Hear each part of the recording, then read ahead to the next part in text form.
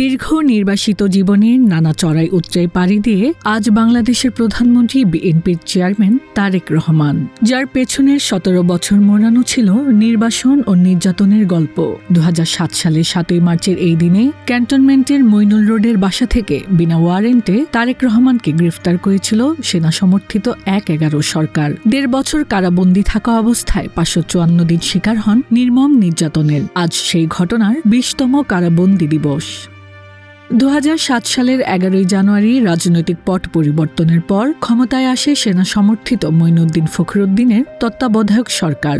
সেই সময় দেশের রাজনীতিতে ব্যাপক ধরপাকড় শুরু হয়। দেশি বিদেশি ষড়যন্ত্রের অন্যতম লক্ষ্যবস্তুতে পরিণত হন তৎকালীন তরুণ রাজনীতিক তারেক রহমান।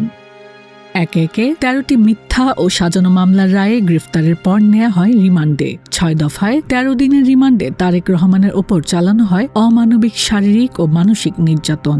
শুধু তাই নয়, দেশ ও রাজনীতি ছাড়তেও চাপ দেয়া হয় তাকে।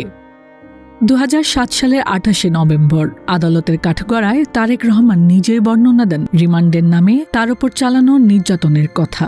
চিকিৎসকদের প্রতিবেদনে বলা হয়, নির্যাতনের কারণে তার মেরুদণ্ডে গুরুতর আঘাত লাগে। এক পর্যায়ে শারীরিক অবস্থার অবনতি হলে ২০০৮ সালের জানুয়ারিতে তাকে ভর্তি করা হয় তৎকালীন পিজি হাসপাতালের প্রিজন সেলে। প্রায় ১৮ মাস কারাবাসের পর ২০০৮ সালের ৩রা সেপ্টেম্বর জামিনে মুক্তি পান তিনি।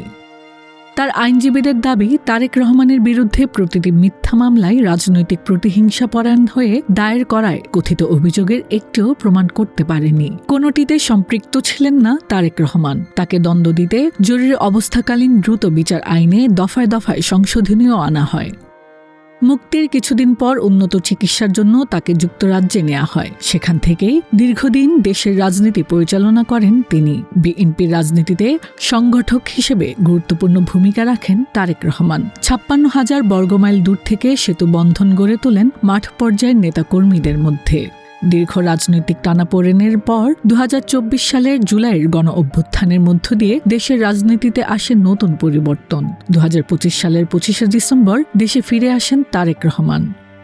২০২৬ সালের ফেব্রুয়ারিতে অনুষ্ঠিত ত্রয়োদশ জাতীয় সংসদ নির্বাচনে তার নেতৃত্বে বিএনপি নিরঙ্কুশ সংখ্যাগরিষ্ঠতা অর্জন করে। ১৭ই ফেব্রুয়ারি দেশের ১১তম প্রধানমন্ত্রী হিসেবে শপথ নেন তারেক রহমান। বিশ্লেষকদের মতে, রাজনৈতিক সংগ্রাম, কারাবাস ও নির্বাসনের দীর্ঘ পথ পেরিয়ে বাংলাদেশের রাজনীতিতে এক নতুন অধ্যায় শুরু করেছেন তারেক রহমান, যিনি হয়ে উঠেছেন সংগ্রামের প্রতীক। আর ৭ই মার্চের এই দিনটি তার রাজনৈতিক জীবনের এক গুরুত্বপূর্ণ স্মারক।